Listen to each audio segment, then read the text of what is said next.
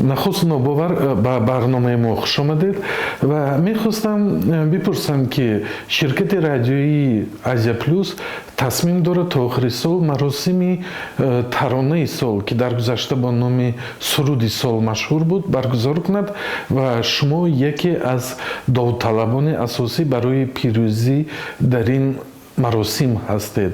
Мехостам назари шуморо бипурсам ки аслан баргузории чунин озмунҳо ба рушди санъати эстрадаи тоҷик мусоидат мекунад ё не? خود درست است. من از اول از همون سرود سالی که اول تشکیل کرده بودن سال فکر میکنم 2002 بود و 2003 اولینش ما در همه سرودهای سال یعنی که یک تای سرود ما موفق شد یعنی که اشتراک داشتیم.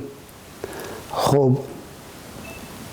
چی در بابت چخیل گذشت در امون دوره در امون وقت من میتونم با پرگی گفتن که بسیار به درجه بلند گذراندن از پلوس همین کاره امین بود. خود همین آزمون من این آزمون گفتن نمیتونم چون که آزمون من خود آزمون اونقدر ناز نمیبینم. آزمون یعنی که این مسابقه هست در حقیقت اونقدر چیز چون که این هنر است این صنعت است این اگر ما بگیریم یک هنرمند حتما یک هنرمند مخلصان خود دارد و اون هنرمندی که تماما یک مشهوریت دارد که این مخلص این کس است شاید که این مشهورترین نمیشناسد و قبول هم نمیکند.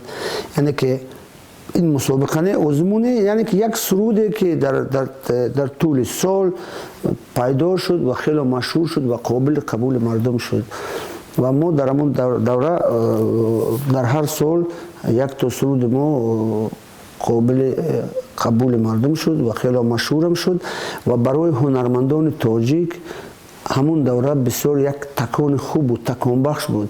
یعنی که در هنرمندا مجبور شدن یعنی که یک چیز داد استیمول یک تکان بخش بود یک اسلوب پیدا کردن هنرمندان. برای مثال همون دوره اگر ما بگیریم به طور کنکریت اگر بگیریم خود مثال رویه ذکر الله پیدا شد سراج‌الدین فاضلов پیدا شد منیژه دولتова پیدا شد این یک رویه پیدا شد در همه رویه پیدا کردن طرز به صحنه برآمدن و اون یک تکان خوشرو بود.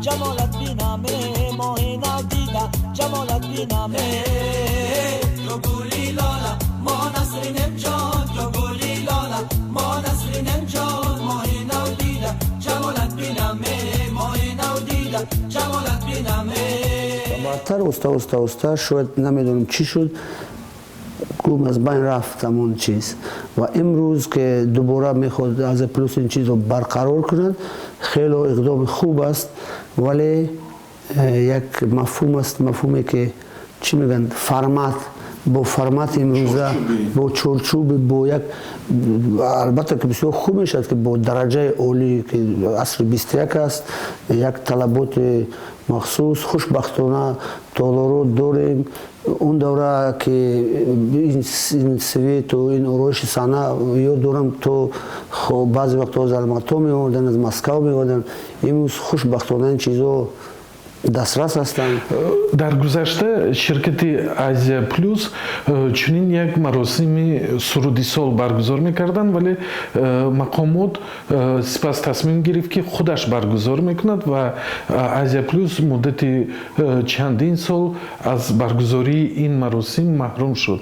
کار خوب نشد. میخواستم بپرسم وقتی چنین آزمون ها یا مراسم ها برگزار میشن مقامات باید شرکت داشته باشد با عنوان سرپرست یا سرمایه گذار؟ تنها مساعدت کند چون که این برای ما کوشش داریم که این وطن ما آباد باشد آبادی باشد پیشروی باشد این خود همین چیزها هم پیشروی است هنرمند خودش وقتی که یک مقصد پیدا میشه در هنرمندو میفهمند الان در ما بسیار هنرمند زیاد است هنرمندو خوب هم هستند از سببی که یک چیز تکان دهنده نیست فقط تکان دهنده گویا که توی و معرکه است بعد تو همون درجه میرن ولی اون درجه اونقدر چیز نیست ولی در تاجیکستان که آوازخوان‌های خوب زیاد هستند و آنها به معرفی نیاز دارند و می شود از طریق چنین مراسم‌ها آنها را بیشتر معرفی کرد. البته باید معرفی شوند و اونم در فکر میشه برای مثال همون دوره ما مثال ما میفهمیدیم که این کار اگر من پیش گیرم من باید چیزی بخونم من باید با هنر اصیل سرکار شوم یعنی که جستجو کنم پیدا کنم و حالا من با پروگرام میتونم که ما قریب که در ما ایجادکاری تماما نیست. شما که درباره ایجاد گفتید ولی زیاد میخوریم که از طریق شبکه‌های تلویزیونی پخش میشوند ترانه‌هایی که مفهومشون بیشتر سوختن پختن از نه بیشتر از آن. نظر شما به این مشکل چیست؟ شاید که اینها هم جا دارند ولی جای خود دارند همه چیز جا دارد همه چیز این به مانند خوراک است که یک رستوران است که خوب است بلند است شیک است درجه بلند است یک تاش پایین تر است یک تاش این هم دارد ولی وقتی که ما میگوییم درباره هنر یعنی که هنر بلند اون هنری که برای مثال اون هنری که در فرض کردیم در کاخ برباد بود نشان داده شود چون که باید الکی یک روی یک ملت نشون میداد یک مردم نشون میداد و بود کمی دیگر گون باشد اونجا بود اقلا کمی از نظر گذرانده شود. در طول 2 سال اخیر که در تاجیکستان و کشورهای منطقه خروج بیماری کووید 19 بود شما همچنان مشغول ایجاد ترانه‌های نو بودید و آیا برنامه‌های کنسرتی هم برگزار میکردید یک جا با موسیقیچیان خود؟ در مسئله ایجادیات حتی در وقت مشکل ترین کووید که ما دور نبودیم در ایجاد بودیم و کمی وقت در مدت ممکن 15 یا 20 روز همچون گروه ما جمع نمی شدیم ولی از ایجادیات نرفتیم در خانه بودیم یا در استودیو تنها می رفتیم کار ایجادی بود و خوشبختانه در همین وقت از 2020 تا 2021 درست است که قریب 7 سرود نو ثبت کردیم و از اینها 5 تاش خیلی موفق شدن خیلی مشهور شدن. از ماه ایول 2020 تلقی ما کم مایده کنسرت‌های آنلاین بودن و بعد کنسرت‌های خورد تشکیل کردیم و کنسرت‌ها بودن و بعد دیگه در توی معرکه اشتراک میکردیم. متن ترانه‌های خود رو شما خود می نویسید یا از شاعران اون متن‌ها رو پیدا میکنید؟ در بابت متن اگر ما از آلبوم اول بگیریم آلبوم اول یعنی که CD اولی که ما برآوردیم قریب که تمام سخن‌ها از ایجادی از اشعار کلاسیکان هستند از حافظ از سعدی از مولانا تمامش. از شاعرای معاصر چی؟ از شاعرای معاصر در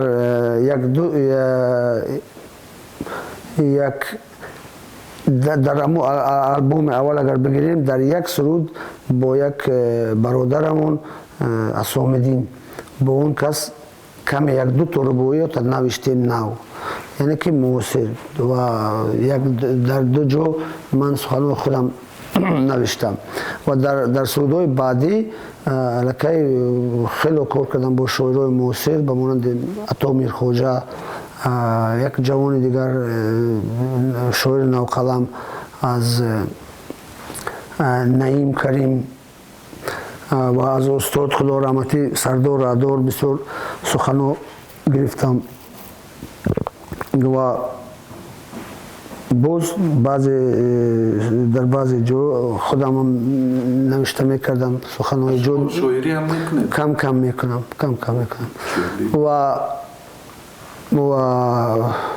از استاد لایق نصرالدین بچگی که قریب یک 15 سال عاشق همین سخنها بودم، در دلم بود یک 20 مرتبه موسیقی بستیم که معلوم نشد در وقت پاندمی پیدا شد. اصلا آفریدن ترانه برایتان دشوار است یا چطور؟ خب اگر ما این خیلی بگیریم البته که این بسیار مشکل است و اگر بگویی که نه این ساده است آسان است اینم هست، یعنی که این عشق است، این محبت است، پیدا می شود. گفته بودم که سرود همین سخنان استاد لایق بچگی هم بی کس و تنها گذشت. عاشق بودم، عاشق این سخن. من عموما عاشق تمام اشعار استاد لایق هستم و بعضی وقتا فقط با خواندنشون خودم یعنی که کیف میکنم، یک باره خوش میگیرم و باز میگم نه هنوز وقت نیست که من نباید موسیقی بندم. هست قریب که یک 5 تا 6 تا با شعرهای استاد الکی با موسیقی تیار کردگیم، ولی هنوز نمیتونم که پخته نرسیده است. دیر میپزند در من، همین خیلی است دیر و از آسانیش در همین است، یعنی که میتونی یک میشینی خیلی یک چیز خود داره درکی وابسته با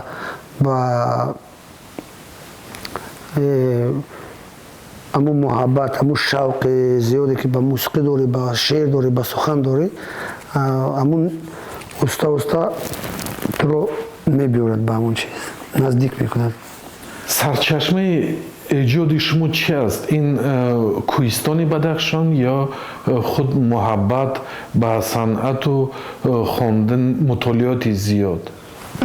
سرچشمهش شاید از اول بگم که چی خیلی درمون میگن که اولادی است، چون که در یک محیط کلان شدم که در اونجا دائم موسیقی بود. در خانه ما پدرم مینواخت، اسبابا داشت، امکم مرادبیک رمضان حافظ خلقی جمهوری تاجیکستان. وقتی که تئاتر خوروغ از جمهوری سفرهای هنری می آمدن بدخشان، البته که در خانه ما جمع می شدن و همه وقت موسیقی بود. شاید که این هم است و شاید این حتمی این دقیق است، این مسئله اول است و بعد اوستا خودی در من همون چیز پیدا کرد، همون محبت، همون ذوق پیدا کرد. این از این است و الهام در همه جا است، در همه جا، نه تنها در بدخشان، در کوه، در دریا هم است، در تمام جا است، در شهر هم است، در گوشه خانه هم است. بعضی وقتا میگه که شاید که من در نیویورک رفتم یا در مسکو رفتم که همون سر و صدا و همون زندگی ریتم تیز و شاید که همه چیز گم میشد. نه، بعضی وقتا در اونجا میگه که یک چیز پیدا میشد. خلاص ایجادیات فکر من این است که این وابستگی به من ندارد، این میبرد، نمیدونم، انتخاب است. شاید که یک انرژی است از خداوند بگوییم که هست که انتخاب است در ما. اگر نه مثل بعضی وقتا با تماما یک هنرمند بزرگ گپ میزنی که وای تماما هیچی گفتن نمیگوید، نمیفهمد، هیچی نمیتونه گفتن، فقط آرام میشد. یعنی که همون آرامی اون کس همون قوتش است، همون هنرش است، همون ایجادیاتش است. الکی اگر شاگرد طلبه خوب باشی میفهمی که من باید زمینجا اون چیز بگیرم. یعنی که الهام در همه جا است، از پیدا میشد در همه جا. حالا میتونید گویید که من بعد کدام سروده های شما خیت یا خیلی مشهور میشوند؟ نمیتونم گفتن کدامش از اینا خیت میشد یا مشهور میشد، تماما گفتن نمیتونم. راستی گپ ҳатто ҳамин сурудое ки мо тайёр карда будем барои тамоми сурудои мо аз муҳаббат буданд. баъзе сурудое ки ҳатто мо аз сурудои мардумӣ гирифтем ва такмил додем, иноа мо бо муҳаббат кардем. Мо фикр накардем ки ин маъруф суруди охирон, барои мисол ҳамин суруди кабутар ки ҳозир бисёр машҳур аст, бисёр машҳур аст. мо фикр накардем ки ин қадар маъруф мешавад, машҳур мешавад. як сафари Бадахшон доштем. Дар Бадахшон дар як пештархона як дӯст шиштем, ду то фарзанд дорад, майда ҳастанд ки мусиқиро бисёр дӯст медоранд. баъд гуфт боб омад ба ман гитара овард, гуфт ки нобовар Чаноров кани хон. омад ҷавон кӯдак аст.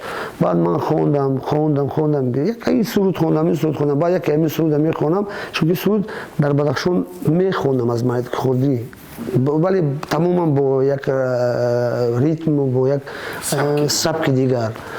ва хондам ҳамин сабке ки ҳозир аст, ба ҳамин сабк автоматӣ гардондам, хондем.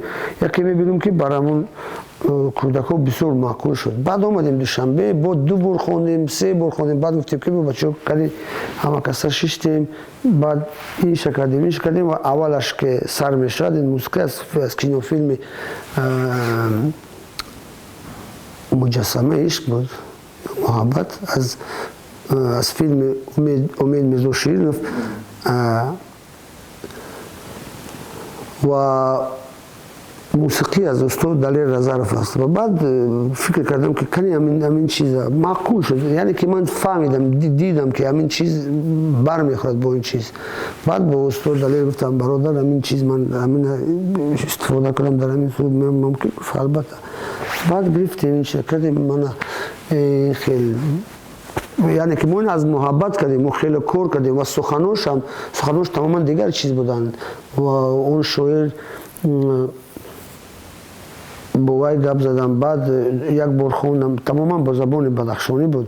баъд бо шоир навқалам Наим маслиҳат кардем, гуфтем кани биё ин хел як ба забони тоҷикӣ навишта кунед, эҷод кунед. эҷод кард, бо бар нахӯрд бо мусиқӣ. як қариб як 3-4 моҳ хеле кор кардем. баъд гуфтем ки не, кани ҳамин чизро бигир, фақат ҳамин калимаи охирон Бадахшони мон, инша бигир, кани чӣ мешавад. баъд гуфтем ин ҳамин маъқул зиёд аст. баъд ина гирифтем интихоб, ин ҳамин кор аст, дидам ҳамин аст, дид, яъне ки завқ. бо нигаҳи мастӣ ҷамолат шудам, бемаю соғар аз умживчта. ё ту биё боз ба паҳлӯи ман, ё ки маро бар аз умживчта.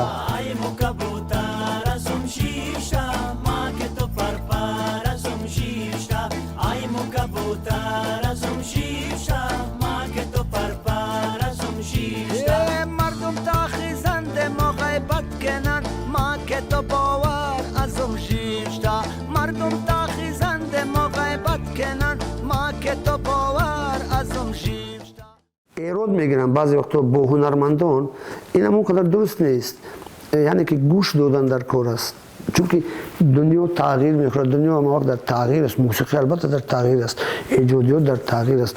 баъзе вақтҳо гӯш мекунам, дар ҳақиқат бисёр ҳавоӣ ҳастанд, гапо, сухано. ва баъзе ҳунармандо гӯш мекунанд, бисёр чизҳои хуб ҳастанд, бисёр суханои хуб ҳастанд, ва фақат гӯш додан аст. шояд ки ин аз беаҳамиятии мо бошад ки мо худамон ба ҳамин забони худамон аҳамият наметиҳем, ё ба ҳамон фарҳанге ки фарҳанги шеърнависии имрӯза. хулас масъала бисёр, гапо бисёр дар бораи ин чизо. хеле ташаккур барои суҳбат ва баротон комёбиву саломатиё мехоҳем. муваффақ бошед.